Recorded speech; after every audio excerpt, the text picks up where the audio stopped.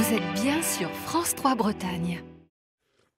Bonjour à tous, bienvenue, c'est 9h50 le matin en Bretagne, nous sommes ravis de vous retrouver. Alors on vous embarque pour 52 minutes de bonne humeur et d'authenticité ce matin autour de notre invité, le conteur vendéen Yannick Jolin, un habitué du festival Mythos, qui questionne notre identité. Conteur de mémoire, il est bien connu pour ça, il se bat pour la survivance du patois de son enfance.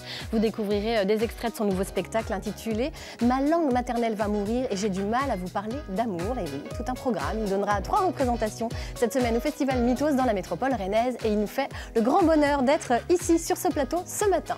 Notre coup de projecteur sur les innovations bretonnes également, comme chaque lundi. Une petite révolution dans vos pauses café au boulot. Une start-up a l'ambition de remplacer les gobelets jetables par des gobelets réutilisables. Il fallait y penser. Eh bien, une entreprise rennaise l'a fait. La fondatrice de Newsea est avec nous. Nous vous conterons également l'incroyable destin d'un jeune Corse blessé de guerre et nommé gardien de phare en mer d'Iroise. Une histoire retracée dans un film diffusé ce soir après le Grand Soir 3 sur notre antenne. Son réalisateur Olivier Chal sera avec nous dans quelques instants. On parlera aussi de handisport ce matin, encore méconnu du grand public. Il sera sous les projecteurs samedi prochain à Rennes lors d'une grande journée du sport et du handicap. Une journée organisée par des étudiants de Sciences Po et de STAPS. Sans oublier les offres d'emploi bretonnes avec notre expert en recrutement Sébastien No. Et puis l'ami Billy à qui nous avons demandé de nous faire découvrir encore une petite pépite. Et bien cette fois-ci il nous emmènera au jardin de Brocéliande à Bréal sous Montfort. Côté météo, ma chère Catherine, bonjour. Bonjour Laurence. Il est là? Il est là. Oui. Oui, non, il est là. Vrai oui, vraiment, je vous assure, il est là. Sous une petite goutte de soleil. Non, j'ai des petits nuages. Ouais, c'est un peu trop beau. Vite poussé par un vent sud-ouest. Le soleil est là et je suis extrêmement émue parce que ça fait 3 semaines que je suis Miss Météo sur France 3 Bretagne. Et je crois que c'est la meilleure nouvelle qu'on ait annoncée et ça risque de durer. Le printemps est là, profitez-en. Magnifique. Bon, écoutez, après une belle journée comme celle-ci qui s'annonce, eh bien justement, il faut rester avec nous. Vos questions, vos réactions sur la page Facebook de France 3 Bretagne où l'émission est diffusée en live. C'est votre émission, vous posez toutes vos questions. On vous retrouve dans quelques instants, 9h50 le matin. C'est parti.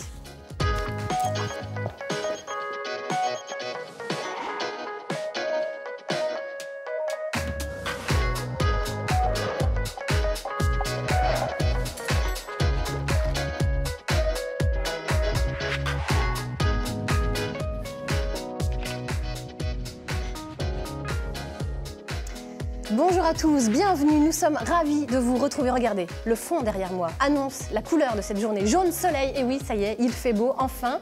Bonjour Stéphane. Bonjour Laurence. Bonjour Sébastien. Bonjour. Bonjour Caroline. Bonjour. Et bonjour Yannick Jolin. Bonjour. Bonjour. Alors ça quoi? Ça garoche? Ça garoche. Ça veut dire quoi? Ça lance, lancer, ça jette de l'énergie, quoi. Ça jette de l'énergie, bah ouais. Alors vous êtes un habitué du festival Mythos. Vous êtes les arts de la parole, ça vous connaît, on l'a compris. Ouais, puis je suis réfugié en Bretagne depuis quelques années aussi. Hein, ouais, c'est ça. Mais pas réfugié climatique. Hein. Non. Ça va. J'aime bien quand Catherine dit profitez-en, on se dit que ça va pas durer. On dit ça va pas durer et on a peut-être raison. Il y a toujours des échappées dans une journée. Voilà. C'est ça. Alors les mots, c'est un peu votre fond de commerce à vous, mais toujours dans l'authenticité. Vous courez après quelque chose autour de l'identité. On en parlera tout au long de cette émission. Qu'est-ce qui fabrique une identité? C'est une des questions à laquelle vous essayez de répondre dans vos spectacles, avec beaucoup d'énergie. Vous aussi. Ça garoche, vous aussi. J'aime bien quand ça garoche, effectivement. Mais je ne sais pas si c'est le mot identité, parce que l'identité, c'est quelque chose comme construction permanente. Après, il ne faut pas confondre avec l'héritage, la transmission. Moi, ce qui m'intéresse, c'est tout ce qui est les outils qui aident les humains à être au plus près d'eux, quoi. Et c'est vrai que à la fois les histoires, mais à la fois aussi la mise en accord qu'on fait entre ce qu'on porte et ce qu'on fait semblant d'être. Il y a beaucoup de gens qui, des fois, n'osent pas être ce qu'ils sont vraiment, profondément. Bah vous osez. Ça, c'est sûr. C'est une certitude. Je vais vous proposer de tirer un premier petit papier, vous qui aimez les mots. Et on va voir ce qui va sortir. Le premier devrait vous dire quelque chose, je pense. Aubigny. Aubigny, qu'est-ce que ça évoque? Voilà, ben, les lacs qui est nessu. D'accord, on a tout compris, ça tombe bien. Les lacs, le village Lacunaire d'Aubigny, Aubigny en parlange de schéma. En parlange. Ouais. Je crois qu'il a dit qu'il était né là, je crois quelque chose comme ça. Je crois que c'est ça. Okay. C'est là que je suis né. C'est là que vous êtes né, c'est en Vendée. Oui, en Vendée. Voilà. Alors, un deuxième petit papier, et justement, on va voir un petit peu le cœur de vos préoccupations. Patois. Patois. Bah, vous vous battez pour ça, en fait. Patois. Je me battrais plutôt pour essayer d'éviter ce mot, qui a été un mot stigmatisant, un mot qui dévalorisait, un mot qui disait il y a des gens qui parlent bien, puis il y en a d'autres qui parlent mal, quoi. Et forcément que, même en Bretagne, on sait bien qu'il y aurait les bons Bretons qui parleraient le breton, puis il y aurait les Bretons un peu dégénérés qui parleraient gallo. Il y a eu le syndrome de l'enfant battu en Bretagne aussi. Celui qui a été humilié par plus grand que lui et il essaie d'humilier plus petit. Vous vous battez pour la langue du cœur, en fait. C'est peut-être ça. Pas parce que les mots, je pense qu'ils ont un lien avec l'émotion profonde, les mots de la langue maternelle. Une langue maternelle, c'est quelque chose qui est la langue de la construction des premières briques de ce qui fait vraiment la fusion de l'humain, quoi. Et quand on coupe ce lien avec la langue maternelle, on coupe aussi pas mal de choses du sens de la vie. Et les mots sont un peu comme des espèces de flotteurs errants à la surface de l'océan. Et il y a beaucoup de gens qui, ayant perdu le contact avec cette langue-là, sont incapables d'aller retrouver des émotions très profondes. Notre incapacité en France d'accueillir, par exemple, les nouveaux migrants en reconnaissant leurs différences, sous prétexte que nous, on a un dogme de la langue unique depuis la Révolution française, est une manière de ne pas vouloir les intégrer finalement, parce qu'on leur impose une langue sous prétexte que, bien sûr qu'il faut une langue commune, mais aussi il faut d'abord reconnaître la différence de l'autre. Et ça a toujours été un vrai problème en France. Je vous propose qu'on regarde un petit extrait de votre nouveau spectacle qui justement traite de tout ceci. Ma langue maternelle va mourir et j'ai du mal à vous parler d'amour. Mesdames et messieurs, laissez-moi me présenter Yannick Jolin, né et élevé en patois, en dialecte du Poitou, en langue de culture paysanne. Pendant des années, ce fut ma seule langue. Le petit papo est là, il attend, le regarde, la rage de lumière de la porte. Il attend de l'autre côté, le va entendre le chiadelet qui gassoille. Et puis le fût qui va s'éprendre dans la cheminaille. La ferneuil, la jaunée, puis le lait avec l'anti-bouillé, ploc ploc, l'odeur de chocolat, la porte qui s'ouvre, la clarté, les bras de la meumée. Le paradis, quoi. Le paradis. On ne se remet jamais du pays de l'enfance, de la vacance du temps. On ne se remet jamais du pays de l'enfance, de la vacance du temps.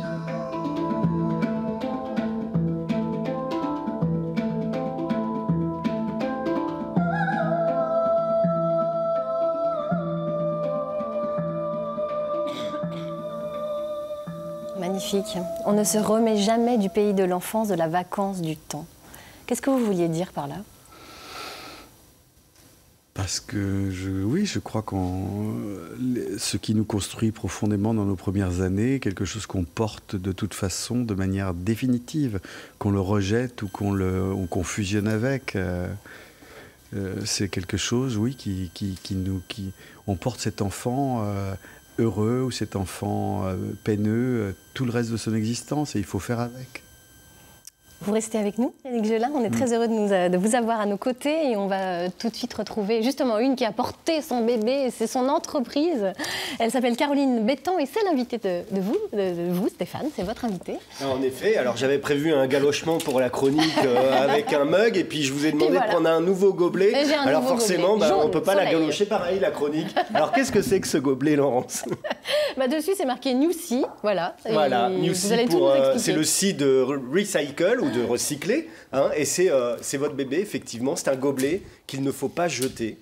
C'est pas non plus un gobelet qu'on recycle, c'est-à-dire on va le jeter puis ça va devenir des pulls à col roulé. Il faut le garder ou alors le mettre dans un conteneur spécial. Et expliquez-nous ce principe qui est simple finalement, mais qui n'est pas encore très répandu. Donc oui, c'est un gobelet réutilisable. Donc comme à votre habitude, vous irez prendre votre petit café au distributeur automatique. Vous serez servi dans ce gobelet réutilisable. Vous pouvez le réutiliser toute la journée si vous avez envie. Et ensuite, en fin de journée, le remettre dans un collecteur. Ensuite, nous, on vient le collecter, on le lave en entreprise adaptée, on le remet tout propre sur lieu de consommation. Comme ça, il n'y a plus de déchets. Alors l'entreprise, c'est la feuille d'érable, la même qui vient passer prendre les papiers chez nous. Ça. Voilà, une entreprise du bassin rennais. Il a quand même fallu déposer un brevet pour ce petit gobelet. Oui, le gobelet, il est breveté puisque c'est le seul gobelet qui s'adapte dans tous les distributeurs automatiques sans qu'il y ait de modifications techniques à faire dans les machines. Ah ouais, donc c'est pas rien. Ça, ça c'est très fort. L'idée est venue pendant vos études. Enfin, vous étiez en école de commerce, le SCRN, et une école d'ingénieur, parce que forcément, double diplôme, hein, comme ça, pas de problème. Hein. Et vous avez bu 25 cafés par jour, et au bout c'est ça, c'est en dit... cherchant un projet. C'est quoi l'histoire, justement, de la naissance de ce projet ? En fait, moi et mes associés, on a fait un master entrepreneuriat et innovation où on avait 1 an pour développer un projet fictif et donc on s'est vite rassemblés autour des valeurs environnementales et sociales. Et effectivement, de voir des poubelles remplies de gobelets jetables tout le temps, on s'est dit, il y a quelque chose à faire. Et donc on a développé le gobelet, puis après tout le service autour et on s'est lancé. Donc le recyclage de ce projet fictif, ça donne quoi aujourd'hui ? On a combien de, enfin pas combien de gobelets, mais combien d'entreprises partenaires qui font appel à vos services aujourd'hui ? On a une douzaine de clients et ça représente plus de 160 000 gobelets qui n'ont pas été jetés grâce à Newsy. Et donc on continue notre déploiement en Bretagne, mais aussi à Paris en ce moment. Finalement, le plus... Enfin, vous me dites si je me trompe, mais le logiciel le plus difficile à adapter, c'est celui du cerveau ? Exactement. Parce que ça fait des années qu'on jette nos gobelets. C'est ça. Tout est là, en fait. Oui, c'est quelle matière ? Du polypropylène. Du polypropylène. On peut regarder. Regardez. Alors, il y a la trace de rouge à lèvres dessus. C'est plus dur qu'un gobelet. Inspecteur, il y a encore le rouge à lèvres. Mais vous savez que le premier distributeur automatique a vu le jour en 215 avant Jésus-Christ. Quoi ? C'était de l'eau consacrée qui était distribuée contre 4 drachmes. C'est docteur Wikipédia qui me l'a raconté hier. Un mécanisme mis en place par le mathématicien grec Héron. Voilà, on sait tout. Donc les héros d'aujourd'hui, c'est Newsy. C'est ça, un distributeur d'eau consacré. Alors je ne sais pas si c'était vraiment un truc où on mettait 4 drachmes dans une fente. Je pense que c'était un stagiaire qui s'occupait de la machine. Qui s'occupait de la machine à eau consacrée. En tout cas, bonne route. Hein. Les projets de développement, c'est quoi pour faire plus, pour faire mieux, pour aider les entreprises justement et les collaborateurs à utiliser votre gobelet ? On est en train de faire une levée de fonds pour se développer au niveau national d'ici 2020, avant l'interdiction de la vaisselle jetable plastique qui aura lieu en France à cette date. Ah oui, donc échéance importante pour vous. Exactement. Vous êtes dans l'air du temps. Vous êtes sacrément en forme. Mais ça galoche. Ça galoche ce matin sur ce plateau. Sébastien, vous connaissiez cette entreprise ? Alors oui, je l'avais déjà vu intervenir dans les milieux des startups. Et c'est vrai qu'au-delà des gobelets recyclables, il y a aussi... Je suis dans un bâtiment où on est pas mal d'entreprises, où on a tendance à laisser les tasses quand on vit en collectivité dans le lavabo et ça énerve tout le monde. Et je pense que c'est une solution, justement, qui serait bienvenue chez nous. Mais c'est les rencontres qui font qu'à un moment donné... Il y a un petit investissement de départ, j'imagine, pour l'entreprise. C'est un abonnement mensuel que paye l'entreprise pour avoir notre service, oui. Voilà, un nouveau client. Hop, c'est pas très compliqué. C'est pas très compliqué. Yannick, vous connaissiez ce système-là ? Pas du tout. Mais je découvre. Mais c'est une belle découverte, j'espère. Vous êtes un adepte des bistrots. Vous aimez ça ? Des bistrots, mais aussi le recyclage, parce que cette année, vous savez, à Pougnérisson, je m'occupe d'un festival dans les Deux-Sèvres, ça s'appelle Pougnérisson, et on fait un espèce de festival un peu exutoire c'est le mystère de Saint-Pou, c'est un saint qui protège de la peur. Et cette année, on est sur la peur des déchets, de devenir des déchets, etc. Donc on est en plein là-dedans. On va faire d'ailleurs une Fashion Week, juste sur une journée, parce qu'on n'a pas les moyens, mais avec que une femme qui fait de la haute couture à partir de recyclage. Ah, super. Fille d'Ariège, fait la belle au bois d'ordures. Puis il y a tous les gens qui veulent rien jeter. Alors eux, ils n'ont pas peur, au contraire, ils veulent que ça... Je connais plusieurs qui sont morts étouffés en dessous. Le syndrome de Diogène, ça s'appelle. Yannick, votre spectacle précédent parlait des religions, et c'est ce qu'on se disait, en fait, c'est quelque part moins polémique que de parler de la langue. C'est étonnant. Oui, parce qu'en plus, le spectacle sur les religions, il a été créé le 13 janvier 2015, donc c'était en plein, juste après les manifestations de Charlie, là, on était en plein là-dedans. Et on m'avait dit, c'est casse-gueule, parler des 3 religions du livre. Et finalement, ça l'a été beaucoup moins. D'abord parce que je pense avoir trouvé la ligne de crête pour ça.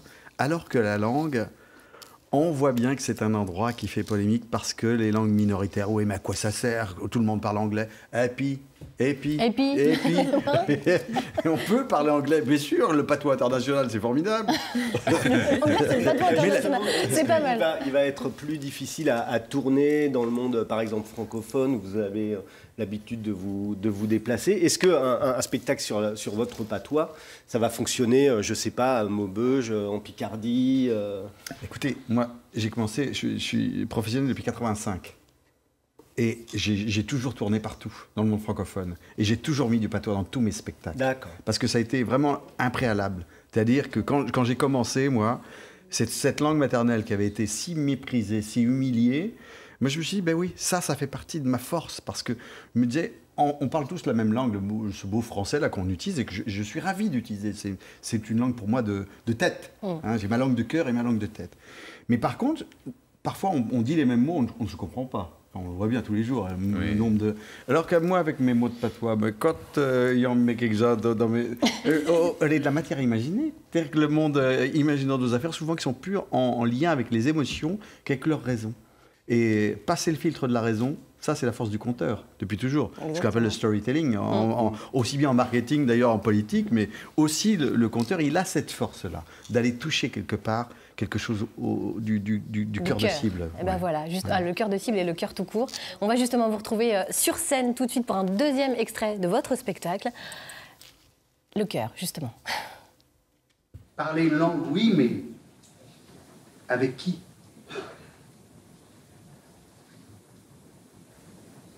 Et moi, je vois se profiler avec terreur mes parents vieillissants, le moment où je serai le dernier à parler la langue qu'ils m'ont transmise,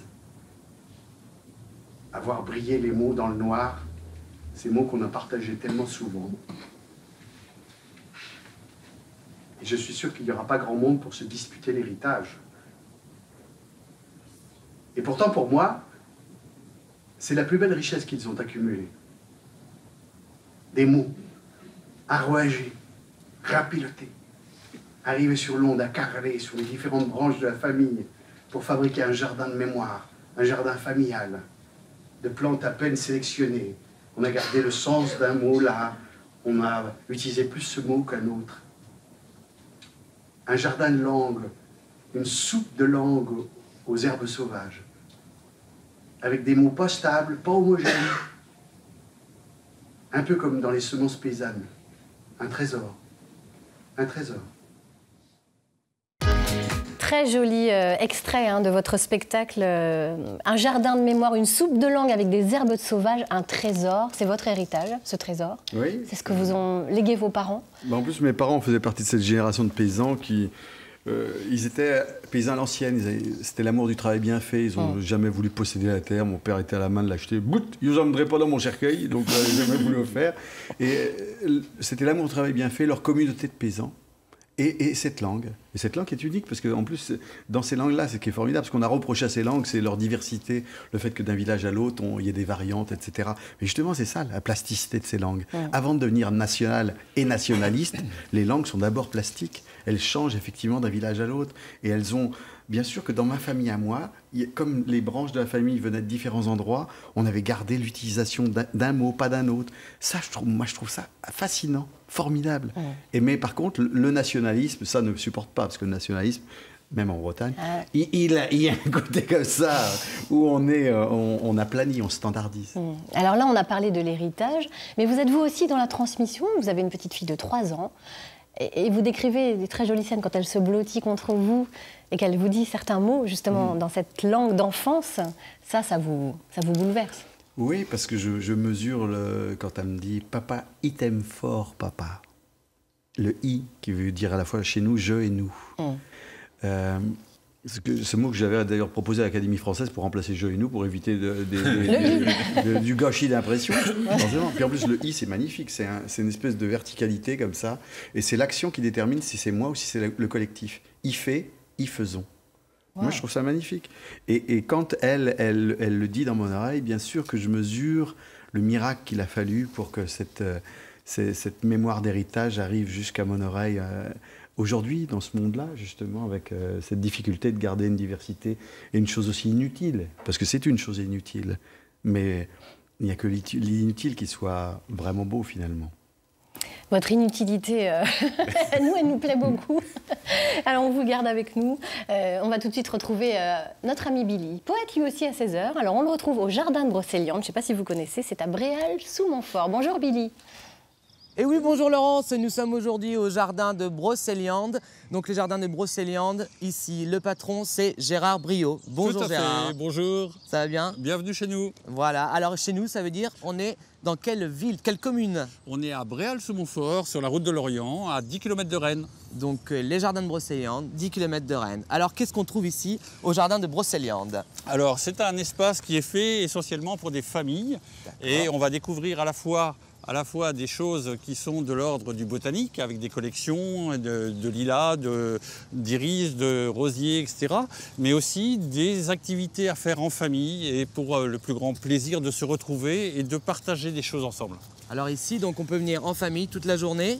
Alors toute la journée, sur la période actuelle, on est ouvert à partir de 13h30 jusqu'à 18h30 le soir et 19h le dimanche, le samedi dimanche. Ok, donc les horaires on les mettra sur le Facebook parce que là c'est ouvert donc de quand à quand? On ferme quand le jardin? Alors c'est ouvert de Pâques à la Toussaint et cette année la nouveauté c'est qu'on sera ouvert aussi pendant les vacances de novembre. Ah d'accord, ok. Donc on peut venir jusqu'à fin novembre ici. Tout à fait. Donc jardin un peu décalé, les jardins de Brocéliande? Complètement décalé, puisque c'est une histoire particulière et c'est ce qu'on a voulu faire, c'est faire en sorte que des personnes retrouvent des activités avec leurs enfants, en se posant la question tout simplement, est-ce que c'est pas nous les valides qui sommes les plus handicapés? D'accord, parce que du coup, il y a des personnes en situation de handicap qui travaillent ici. Tout à fait. Ici, c'est un lieu aussi d'apprentissage où les personnes sont salariées et donc apprennent deux métiers, le métier d'ouvrier paysagiste et puis le métier d'agent d'accueil. Donc ici, on vient profiter du jardin, du cadre, et en même temps, on rend service à la société en aidant tout le monde avec ce développement durable un peu de recycler et les gens et la planète et tout ça, quoi. Alors c'est effectivement les trois piliers du développement durable. C'est une activité économique, puisqu'il faut bien gagner de l'argent pour pouvoir payer des salariés, c'est évident. La deuxième chose, c'est développement durable. Ici, on est dans un site où il y a de nombreuses collections botaniques, mais aussi on est conservatoire de l'iris foncé, conservatoire du lilas. Ça veut dire en clair qu'on a des collections qui servent aussi pour les générations de demain, en gardant présent et en culture des espèces qui pourraient disparaître. Oh là là, Gérard, vous nous donnez juste envie. Donc Laurence, nous allons maintenant que nous avons découvert ici les jardins de Brocéliande, aller au cœur de l'action et voir le jardin vraiment. Donc je vous dis à tout à l'heure les filles, et puis j'espère que tout le monde va bien sur le plateau. À tout à l'heure. Les filles, il n'y a pas que des filles. À tout à l'heure Billy. Alors on l'a vu, vous voyez, il est aussi dans la transmission ici au jardin de Brocéliande. On va vous retrouver Sébastien, vous qui nous transmettez des offres d'emploi bretonnes. Alors dites-nous tout, quelles sont les sociétés qui recrutent cette semaine? Alors je vais vous parler de deux entreprises aujourd'hui. On va aller dans le Finistère pour changer un peu. D'une entreprise qui est à Quimperlé qui s'appelle Hyginus. Donc Hyginus qui veut dire en breton innovation. Donc on fait des petits liens. Donc Hyginus, la particularité, la petite histoire rapide, c'est un ingénieur des balises Argos qui à un moment donné a eu une demande assez spéciale d'agriculteurs qui, dans la nutrition animale, ont des silos. Et les grains, au fur et à mesure qu'ils s'écoulent, ils n'arrivaient pas à voir s'il restait assez de nourriture ou pas. Donc il fallait qu'ils commandent, des fois ils se retrouvaient sans nourriture, et ils ont commencé à installer des capteurs dans ces silos, mais avec des câbles d'électricité qui étaient reliés, enfin des tranchées. Et cet ingénieur a créé une balise qui mesure le vide. C'est-à-dire qui marche en autonomie complète, c'est-à-dire sans câble, sans électricité. Donc la batterie est incorporée, il y a juste besoin de la clipser, et on recueille les données sur informatique. Ça, c'était il y a 10 ans. Aujourd'hui, il y en a qui se sont dit, tiens, on ne va plus descendre dans les égouts, on va aller clipser ces capteurs pour mesurer le niveau d'eau de la même manière. Aujourd'hui, ils sont une vingtaine, ils sont à Quimperlé, ils ont ouvert des bureaux en Chine, aux États-Unis, et ils recherchent désespérément plein de monde, c'est-à-dire des développeurs, des techniciens en SAV, électronique.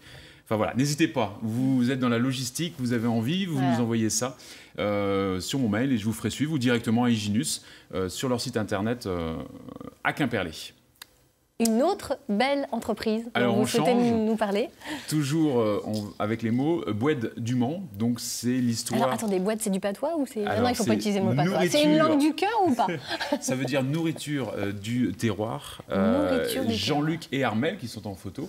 Ici, un super couple qui est traiteur et il recherche un boucher. Il a la particularité d'avoir son propre élevage. C'est-à-dire que du coup, on a une traçabilité qui est assez exceptionnelle, et c'est à Pluguffan. Exactement. Ils ont développé un site internet Facebook où ils communiquent énormément là-dessus, et franchement, j'avais envie de les mettre en lumière aujourd'hui parce qu'il suffit d'aller les voir, de voir les produits qu'ils proposent, et surtout, ils ont tellement de boulot qu'ils cherchent un boucher aussi désespérément. Donc allez-y, Pluguffan, à côté de Quimper, n'hésitez pas en direct ou par le mail sébastien.noir@mielmyboss.fr. Ben, merci beaucoup, Sébastien. Merci. Boîte du Mans, ça vous inspire, ça? C'est une nourriture du terroir. Du terroir. Ça, c'est... Ouais, je trouve toujours aussi épatant que dans des fins fonds de pays, il y a des gens aussi passionnés et qui développent des produits et des choses incroyables.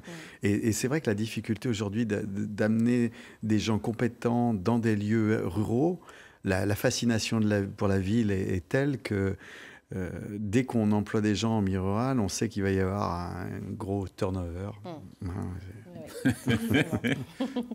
Merci beaucoup d'être avec nous depuis le début de cette émission. Vous n'hésitez pas, vos questions, vos réactions sur Facebook. On a d'ailleurs Patrice Leloup qui nous dit passionnant. Bah, vous voyez, qui nous confirme que c'est passionnant, vous intéressez tout le monde. Voilà, c'est la validation. Et Isabelle Sauré qui nous dit bonne journée et merci pour ce direct. Voilà, je vais tout de suite rejoindre l'amie Catherine Bossard puisque nous arrivons donc au mi-temps, n'est-ce pas, de notre 52 minutes de magazine.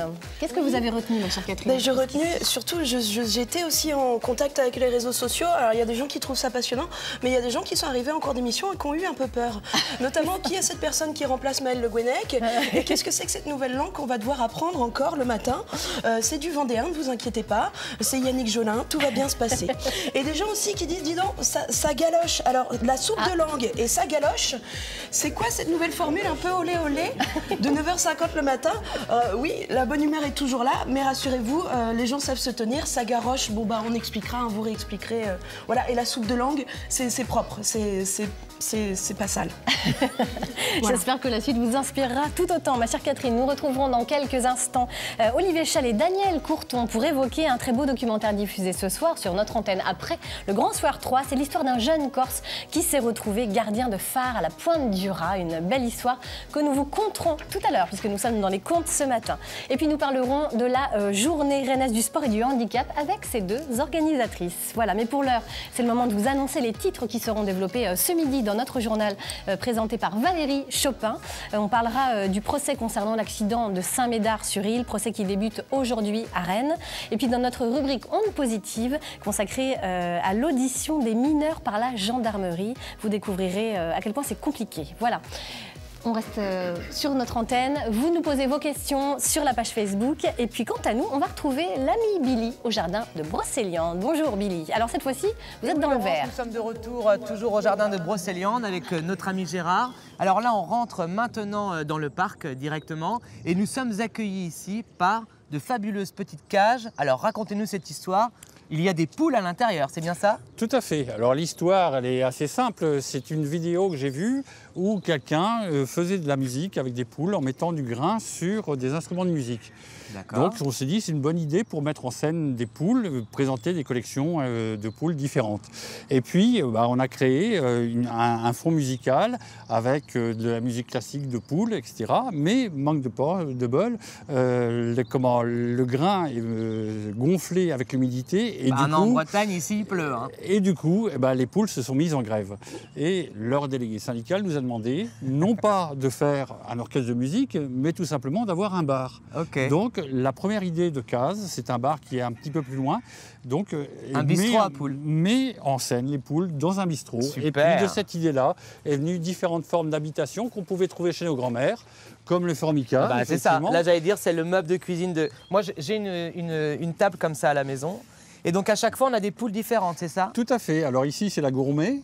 Donc à chaque espace, c'est à la fois un environnement et puis aussi une espèce de poule particulière. D'accord. Alors là, la cuisine. Après, on découvre le salon. Le salon qui est très marrant, comme la poule le dit. Oui, tout à fait.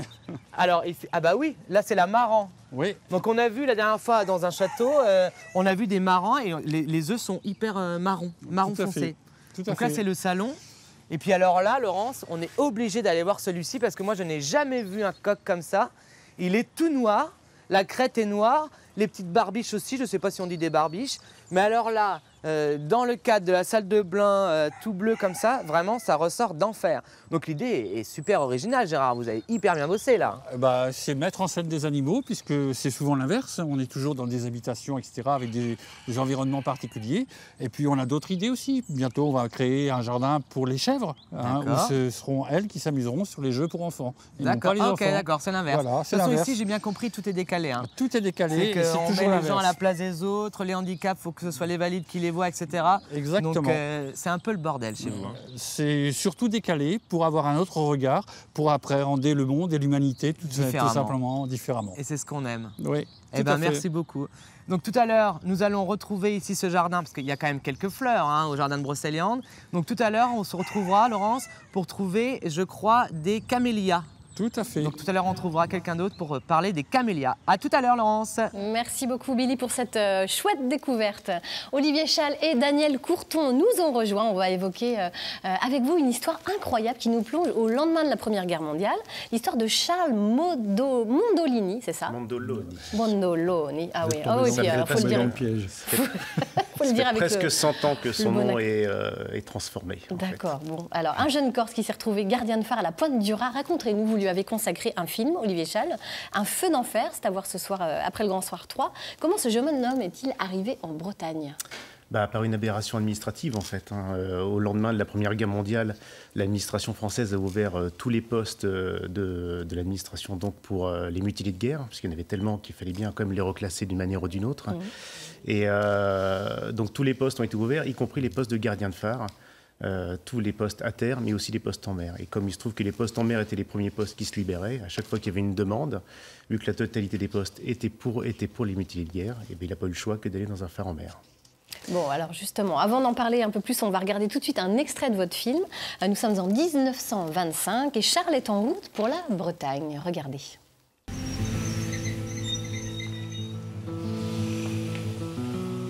En 1925, pour rejoindre la pointe de la Bretagne Sud depuis Paris, il faut 12 heures de train. Cela laisse du temps à Charles Mondolini pour réfléchir à sa nouvelle affectation.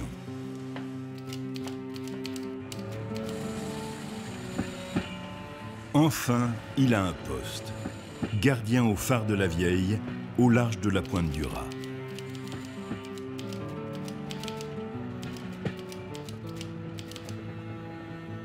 Lui, l'agriculteur de Porto Vecchio, ne connaît pas ce métier ni cette Bretagne, si loin de sa Corse natale. Mais il a confiance dans son ministère. Après tout, il est toujours convalescent.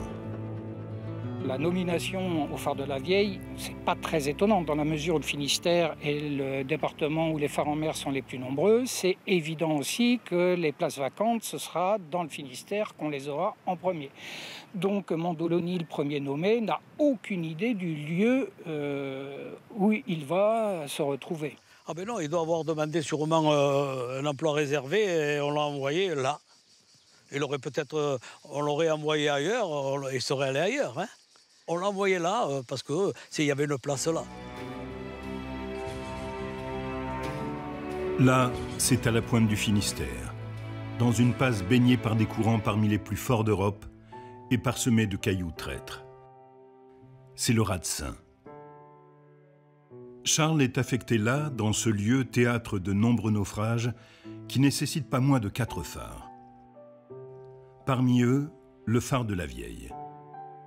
Son nom, il le tient d'un mot breton, Argoire, qui veut dire la vieille, la sorcière. La sorcière, sacré surnom pour un phare. Hein. Il est réputé pour être l'un des plus dangereux de la côte ouest. Hein. Tout à fait. Bon, de toute façon, tous les phares du Finistère sont par définition dangereux. Et effectivement, celui-là est particulièrement dangereux puisqu'il est vraiment dans un endroit où il y a des plus forts courants d'Europe, très difficilement accessible, même par temps calme, il reste compliqué. Donc, il faut bien imaginer qu'à l'époque, la relève d'un gardien, ça se faisait accrocher au ballon. Donc, le terme est vraiment juste par rapport à ce que ça représentait, accroché sur cette grosse boule, en fait, assis, levé par un câble. Et en fait, donc lui qui avait encore des éclats d'obus dans le poumon et surtout le bras gauche qui était en très mauvais état, s'est retrouvé suspendu à ce câble au-dessus de la mer. Et c'était au mois de juin quand il est arrivé. Donc il a eu de la chance encore, c'était à peu près calme. Mais en fait, il a eu tellement peur de sa montée au phare qu'il a plus voulu redescendre. Ce qui n'arrive jamais, en fait. Les gardiens de phare ne loupent jamais une permission. Et lui, pendant 9 mois, il est redescendu que 2 fois parce qu'il n'a pas eu le choix. 2 fois, on l'a convoqué pour une visite médicale. Mais à chaque fois, il est retourné au phare. Il n'avait pas le choix. Et les gardiens, ils les classent, ces phares, dans leur esprit. Hein, je veux dire, il y a les phares à terre, les phares... Oui, c'est très imagé, puisque les phares à terre... les phares à terre, on les appelle... Les phares à terre, on les appelle les paradis. Les phares sur les petits îlots, il y en a peu, mais quelques-uns quand même, on les appelle les purgatoires. Et les phares en mer, ce sont les enfers. Comme ça, c'est clair. D'où le titre. D'où le titre, voilà. Il ne devait pas le savoir. Il a vraiment vécu un enfer, Alors, il n'était pas tout seul. C'est vrai que c'est mon personnage principal, déjà, parce que j'ai retrouvé le fils. Donc, forcément, j'ai beaucoup de documentation sur lui. Il y a un autre Corse qui l'a rejoint, qui, du coup, a été la clé du drame, puisqu'ils se sont retrouvés à un moment, plus que tous les deux Corses, 2 agriculteurs, tous les 2 mutilés de guerre, dans le phare en pleine tempête, en plein hiver. Et donc, c'est Georges Ferracci qui l'a rejoint aussi. Et l'ironie fait qu'ils étaient quasiment du village l'un à côté de l'autre en Corse, mais ne se connaissaient pas. Ils se sont retrouvés dans le Finistère pour vivre un drame. Heureux qu'il n'y avait pas de problème de vendetta entre les 2 familles. Parce que... Allons savoir, allez savoir. Allez savoir. Comment cette affaire alors? Ah bah attendez, vous allez voir, vous allez voir. Alors justement, Daniel Courton, moi je voulais vous poser une question. Faut pas spoiler peut-être. 23h40, vous en saurez plus. Justement, Daniel Courton, je me tourne vers vous. À cette époque-là, votre grand-père était chargé du bon fonctionnement des phares de la côte du Finistère. Et dès la nomination de ces Corses, il s'est inquiété pour eux. Et c'est lui qui a alerté les autorités, non? Tout à fait. Bon, c'est vrai qu'il était en charge de la subdivision, comme on disait, où la vieille était située. Déjà, toute l'administration, malgré tout, des phares et balises, s'était un petit peu arc-boutée contre cette loi qui permettait à des mutilés ou des gens un peu affaiblis physiquement de venir travailler dans des phares en mer. On dit bien en mer. Donc déjà, toute l'administration était un petit peu contre, mais donc Mondoloni et ensuite après Ferracci ont été quelque part imposés.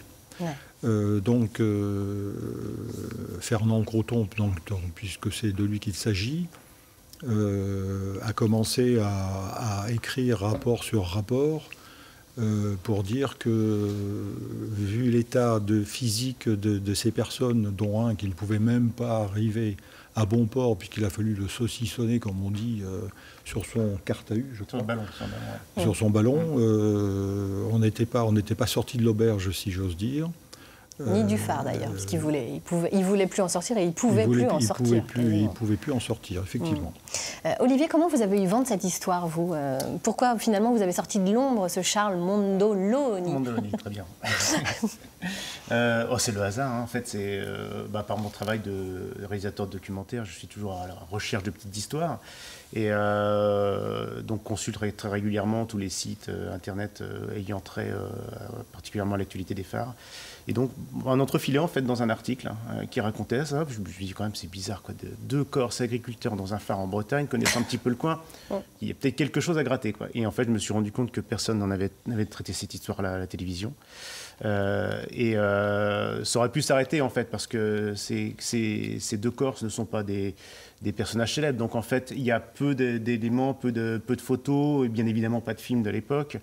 Mais par contre, la presse avait traité abondamment le sujet à la fin, quand le drame s'est noué à la fin. Et ce qui a été l'élément déclencheur, je pense, pour réellement la réalisation du film, c'est que j'ai passé des appels à témoins, donc d'abord dans Corse Matin, après le Télégramme et puis Ouest France pour la Bretagne. Et en fait, un jour, j'ai eu un coup de téléphone, un mercredi midi, je m'en souviendrai toujours, d'un monsieur qui dit « Bonjour, je m'appelle Dominique Mondoloni, je suis le fils de Charles Mondoloni. » Incroyable. Ouais. Je ne savais pas déjà qu'il avait un fils. Ouais. Et donc ce monsieur, à l'époque, avait 82-83 ans, et très en forme. Et il avait une vision parcellaire, en fait, de l'histoire de son père, qui lui avait raconté que quelques éléments, je pense comme beaucoup de vétérans, en fait, qui racontent peu de ce qu'ils ont vécu. Oui. Et donc puis, vous lui avez appris des choses, en fait. Ah, tout à fait. C'est ça qui est tout à fait. incroyable. D'ailleurs, dans le film, vous verrez que je lui ai amené des éléments qu'il ne connaissait pas du tout. Il avait une vision de son père, comme son père lui avait raconté, en fait, et avec peu de détails, et il a découvert, je pense, une facette de son père qu'il ne connaissait pas. Daniel, vous-même, vous êtes fier que votre aïeul ait osé dénoncer haut et fort le quotidien, justement, de Charles Mondoloni? Fier, je ne sais pas, mais en tout cas, il n'avait pas la langue dans sa poche quand il sentait que la toujours une histoire de langue, vous voyez, ça. On y revient toujours. Ce qui était très important pour lui, c'était deux choses finalement. D'abord que les gardiens, ils savaient ce que c'était que le danger en mer, et encore plus sur les phares en mer, puisqu'en plus il en avait construit un il n'y a pas très longtemps. Deux choses. D'abord, la sécurité des gardiens de phare eux-mêmes, et aussi la sécurité du monde extérieur qui avait besoin encore à l'époque de ces phares. Donc si à un moment donné il y avait le risque qu'un feu ne soit pas allumé, vous imaginez un petit peu les désordres que ça pouvait poser. Et puis d'ailleurs, ça reste ambigu, on ne sait pas si c'est parce que le phare, la lumière est restée éteinte quelques heures, que un bateau en fait, a eu un échouage à ce moment-là, mais bon, c'est vrai qu'on peut dire fier qu'il ait haussé le ton, mais pendant 2 ans. Ouais. Il n'a rien lâché. Hein. Il n'a rien lâché, et même il a écrit en disant que même dans cette administration, il faut attendre des mois et des mois pour avoir une réponse. Voilà. Mais c'est vrai qu'en dehors du... Pardon, Laurence. C'est qu'en dehors du fait historique, il y a des vrais personnages, en fait. Et dont Fernand, qui justement était quelqu'un issu de l'administration. Qui est issu de l'administration, mais qui avait pas, pour le coup, qui a eu des vraies colères, il a voulu vraiment rentrer dans la hiérarchie pour pouvoir réussir à faire bouger les choses. Et voilà, c'est qu'il y a des vrais personnages derrière, il y a de l'émotion. On l'appellerait lanceur d'alerte aujourd'hui. Oui. C'est ça, lanceur d'alerte, exactement. Écoutez, Un feu d'enfer, c'est à voir ce soir sur France 3 Bretagne, après le Grand Soir 3. Et puis quant à vous, Daniel, vous avez consacré donc un ouvrage, Le jeune commis à la rencontre de Mentensel Kéréon, on va le dire comme ça. Kéréon, mais on peut le dire en breton aussi, Kéréon peut-être.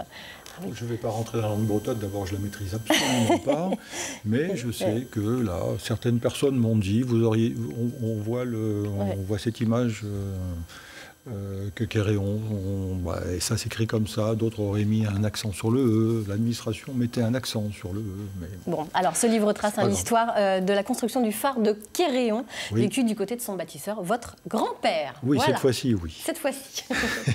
on va revenir à vous, Yannick, on va juste passer un petit extrait, encore une fois, de votre spectacle, et on en reparle juste après.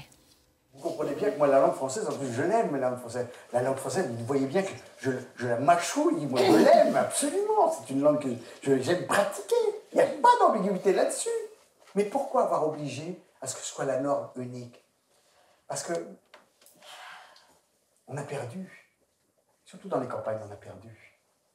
On a perdu peut-être la guerre, même.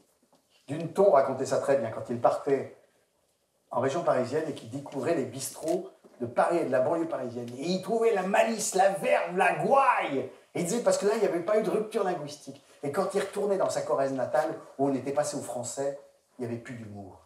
Parce que s'il y a une affaire qui ne se transmet pas, c'est bien l'humour. Et ça ne se traduit pas. Et il y a plein de choses qui ne se traduisent pas. Parce que c'est pas parce qu'on change de mots, mais derrière les mots, il y a tout un savoir-être, il y a tout un savoir-faire, il y a tout un savoir-dire, une manière d'être au monde, une manière de regarder le monde, une manière de décrire le monde. D'être, une manière d'être au monde et de décrire le monde. Il y a tout derrière les mots, en fait. Ben oui, parce qu'une langue, c'est quand on a... L'apparition de l'homme moderne est passée par l'éradication des patois, mais aussi des mœurs, des coutumes, des moyens de relations non commerciales. Enfin, il y avait tout ce qu'on appelle une culture. Et quand disparaît la culture, la langue, il y a aussi toute cette culture qui va avec. Et je vois bien, en Bretagne, il y a des témoignages incroyables là-dessus, mais chez moi aussi, en Vendée, en plus, comme moi, c'est une langue proche du français, c'est une langue d'oïl, comme le gallo. Et donc, ça veut dire que la plupart des gens qui le parlent encore aujourd'hui sont toujours persuadés, on leur a tellement mis ça en tête, que c'était une déformation du français, que c'était du mauvais français, que c'était mal parlé. Et donc, il promène encore une honte, et la honte est le meilleur moyen de ne pas transmettre, parce que la honte, le silence protège dans ces cas-là. Alors vous transmettez et vous transmettrez sur scène cette semaine dans le cadre du festival Mythos. Pour ce spectacle, Ma langue maternelle va mourir et j'ai du mal à vous parler d'amour. Ce sera vendredi et samedi à la Parcheminerie à Rennes à 15h et à 17h et dimanche 22 à 15h au château de Compère à Concoret dans le Morbihan. C'est bien ça? Oh voilà, exactement. Allez, ça galoche. C'est ça? Allez, c'est parti. Eh bien écoutez, on va retrouver Billy au jardin, toujours au jardin de Brocéliande. Et oui Laurence, eh ben, nous sommes de retour ici au jardin de Brocéliande où nous avons un super soleil parce qu'on a eu un petit peu de pluie ce matin. Quelques averses. Et pour terminer cette matinée, nous avons donc la visite de Virginie qui est la responsable collection du site, c'est ça? Exactement. Donc bonjour Billy. Bonjour. Et donc les jardins de Brocéliande ont la chance de posséder un très grand nombre de collections végétales. Donc le printemps c'est synonyme des camélias.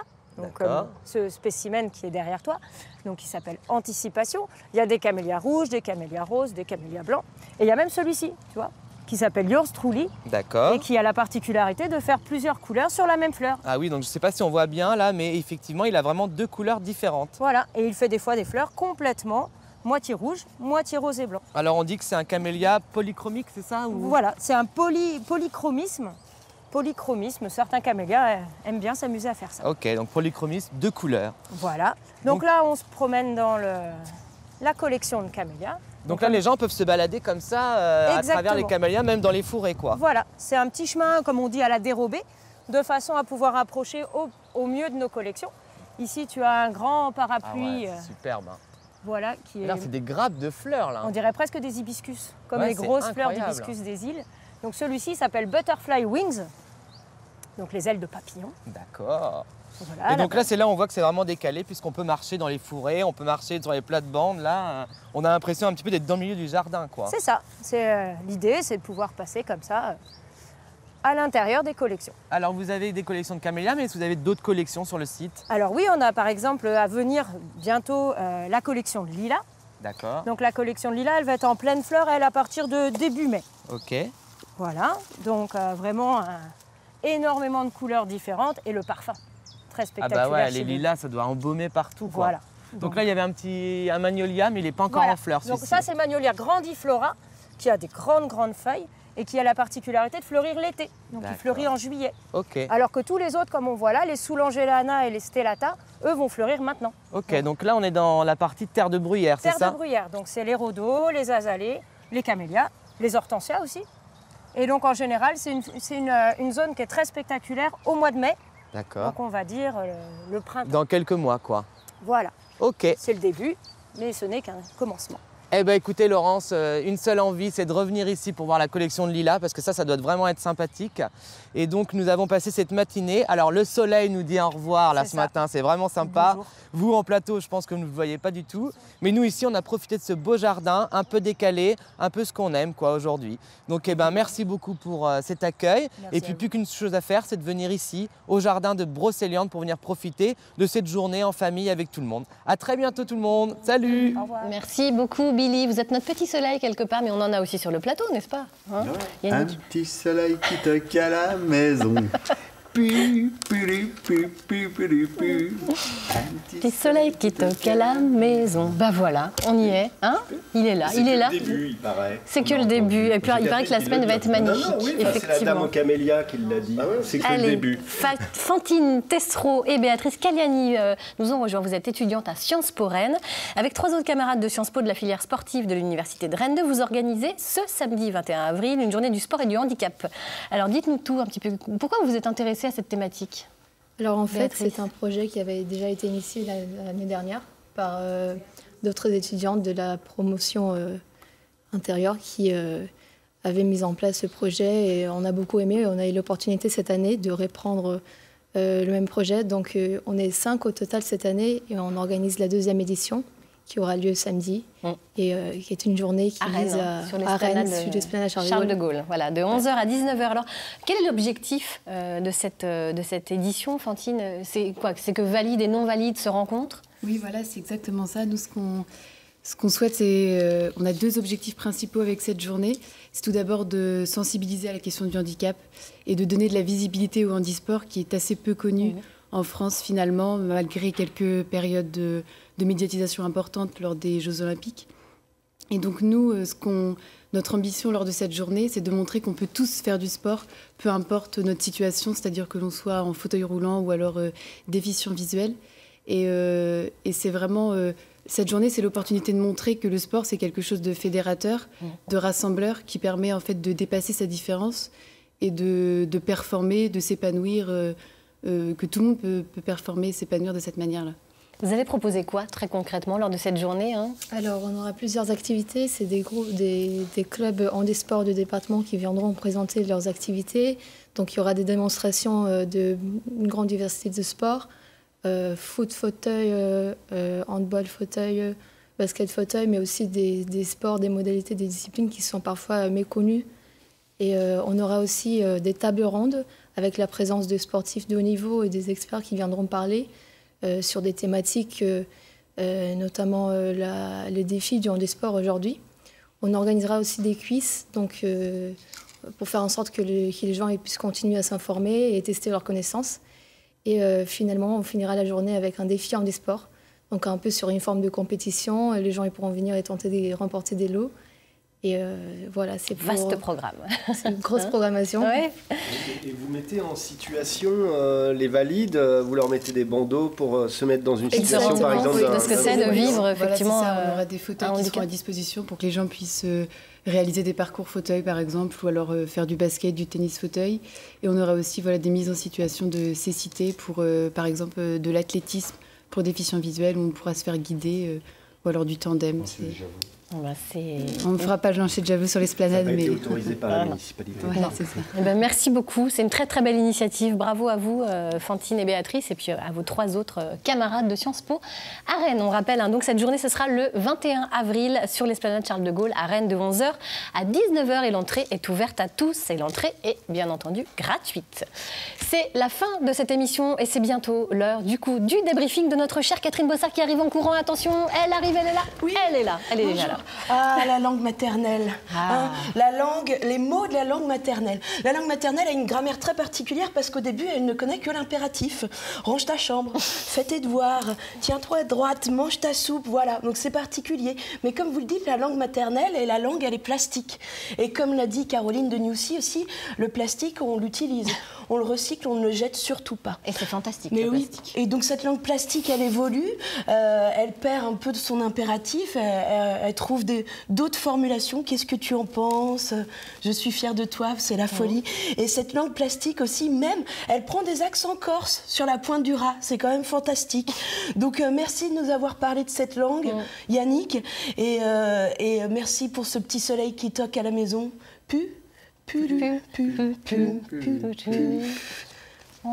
On fait la conclusion en chanson avec vous. Merci beaucoup, Yannick, d'avoir été à nos côtés. Il n'en revient pas. Un petit soleil qui toque à la maison. Merci beaucoup Yannick Jolin, merci Stéphane, merci Fantine, merci Béatrice, merci à tous. On vous souhaite une magnifique journée sous le soleil qui toque à la maison. Demain on se retrouve avec la comédienne briochine d'origine Léna Pogam. Elle se produit au Festival Mythos, elle aussi, avec sa création Eda, le combat d'une femme qui lutte contre son mari violent mais aussi contre ses propres démons. Vous verrez ça demain sur ce plateau. Très belle journée à tous, à demain. Et merci à toutes les personnes qui ont fait en sorte que cette émission puisse avoir lieu. Belle journée sous le soleil. Allez, on termine en chanson. Un petit soleil qui toque à la maison. Je vous la laisse pour voir si c'est bien intégré. Il y a des couplets quand même. Ah non. Ah, c'est ça, c'est une